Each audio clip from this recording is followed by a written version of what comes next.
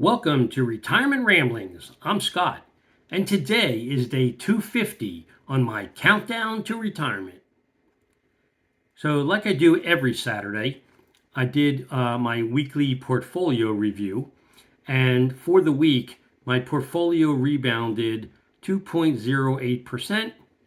I'm down 4.38% from the peak that occurred in mid February. I'm down 1.63% for the year. So, and as a reminder, my allocation in my retirement portfolio is 71.66% equities and 28.3% cash and cash equivalents, which includes, fixed income, usually short-term treasury bills. And I break up my IRA into a 70-30 allocation and my Roth into an 80-20 allocation. And then I went and checked on the stats for the market as a whole, and the market as a whole rebounded for the week. So the Dow Jones Industrial Average was up 2.5%, the S&P was up 4.6%, the Nasdaq was up 6.7%, and the Russell was up 4.1%. The only sector for the week that wasn't up was consumer staples, and that was down 1.3%. And then when you looked at commodities and bonds, WTI crude was down 2.6% to 63.02 a barrel. Gold was down 0.9% to 32.98.04 a troy ounce. And given that it was just recently crossing the $3,500 an ounce mark, that's a pretty, it seems like a pretty significant pullback.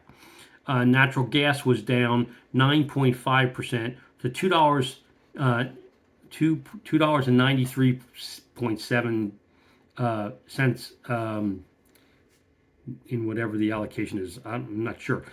But after seeing that, it went down substantially. I was like, oh, maybe I should go fill up my propane tank. So I went over to the Tractor Supply website and looked at what the price of propane was, and unfortunately, it hasn't rolled forward from the decline in the market to the price that you can actually get when you pick it up. So they were $3.99 a gallon over at Tractor Supply. So I'm going to wait to see if it comes back down, because I think I paid $3.79 last time, and it was $3.29 the time before that. So I still got one tank that's about 3/4 full, and then one tank that's bone dry. So I like to keep them both topped off, especially as we move from spring into summer, because we use the grill a ton.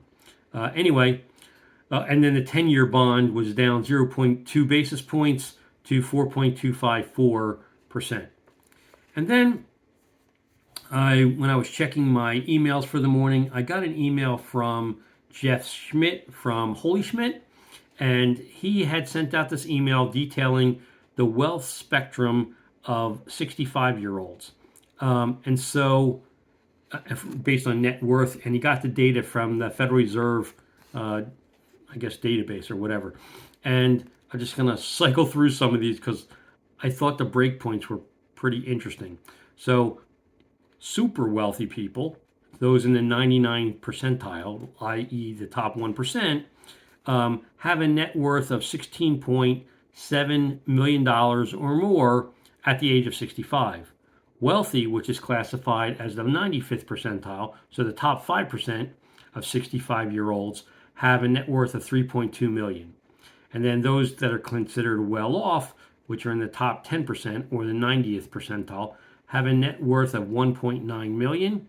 And then the middle class, which is defined as the 50th percentile, has an average net worth of 281,000. And then I found this really super surprising, which was the bottom tier, which is in the 20th percentile. So, they have a net worth that's right around $10,000. So that means, they don't own a home, they don't own anything that is a significant asset that can, add to their overall net worth, and they're just, focusing on getting by. I really didn't think that we had such a large population of people that had $10,000 or less to their name. And by the way, these aren't individual numbers, these are household numbers. So that a household, 20% of 65-year-old households in the US has less than $10,000. I just found that super surprising. So, anyway, and then transitioning away from some financial numbers, the next thing that I worked on for the day was I went up in the attic and I pulled out some of my tomato trellises and I installed those in my raised garden beds on two of the tomato plants. I need to go out and pick up two additional trellises for two other plants that are now reaching a point where I need to make sure that I can add some support for them. And then my wife had fed our rose bushes earlier in the week, and then we had a couple days of rain, and really the rose bushes blossomed, over the last 4 or 5 days. Really, really nice. Um, and then my wife had ordered a set of pillow covers. Um, I think it was on Amazon. So we have a theme on our patio of like lemons. So she had gotten the first pair in, she got the second pair in, she made a set of pillows for the first pair, and then we had a set that she was able to reuse for which were larger pillows to put these covers on. So she got those out there today. I think came out looking really good. The only thing that she'd still like to get, and I was looking on rugs.com and some other places, was an actual exterior rug that has lemons, or at least the same yellow color, in the mix that we can put under the table, that we wouldn't have to worry about when it rains, because we get, even though it's covered, you get uh, rain spray when we have hard rains blows in underneath the patio cover, and want to make sure that the rug's not going to get ruined from that. Anyway, then I met up with some friends that I've known for since 1990 at a Mexican restaurant around the corner. Um, and I found it funny. Like, we were there probably for an hour and a half just catching up.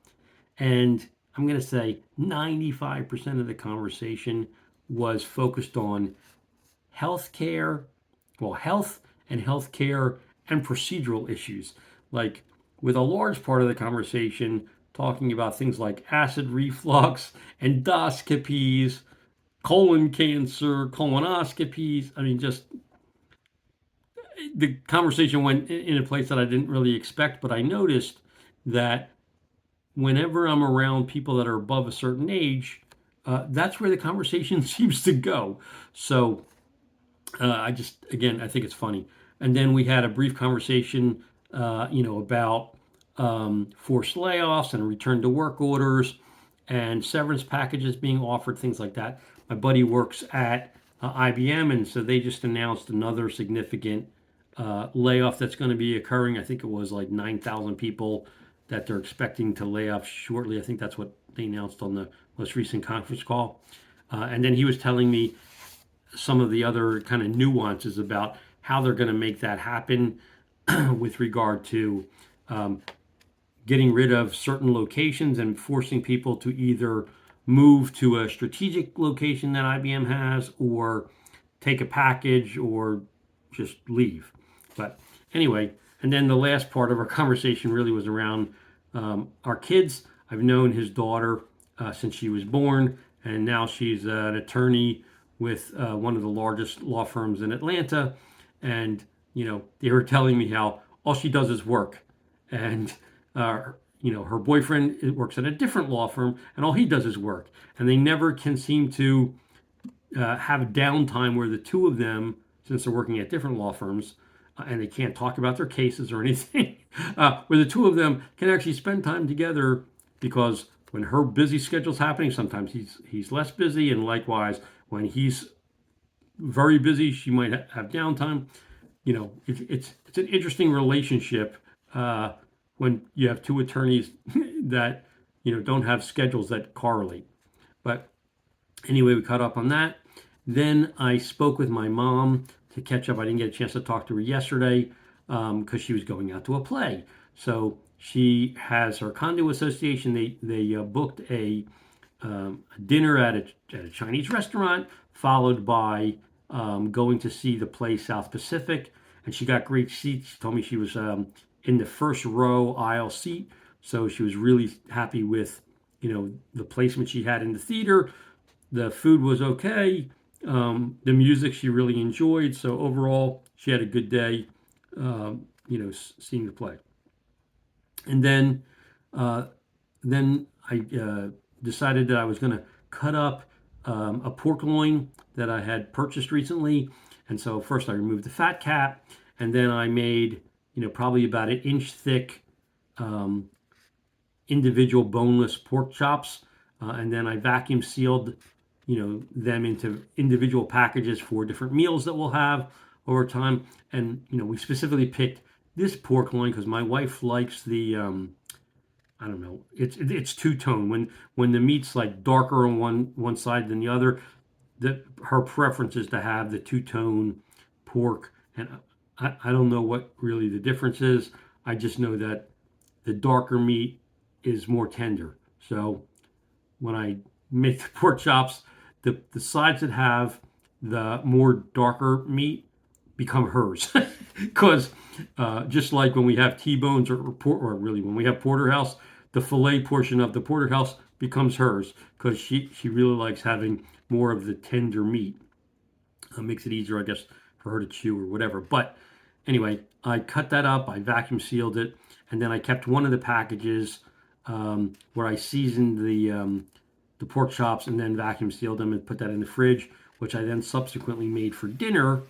Um, yeah, basically just cooked them in Irish butter, and then I made pierogies in the air fryer, um, and so we had pork chop and pierogies. Um, then I went and looked up the show times for. We've been waiting to see The Accountant too, so I went and looked up the show times for tomorrow. They've got a showing matinee showing around 1 o'clock. So we're probably going to go see The Accountant 2 tomorrow afternoon. I checked out Rotten Tomatoes, and they got a 78 in Rotten Tomatoes. I read a variety of the reviews.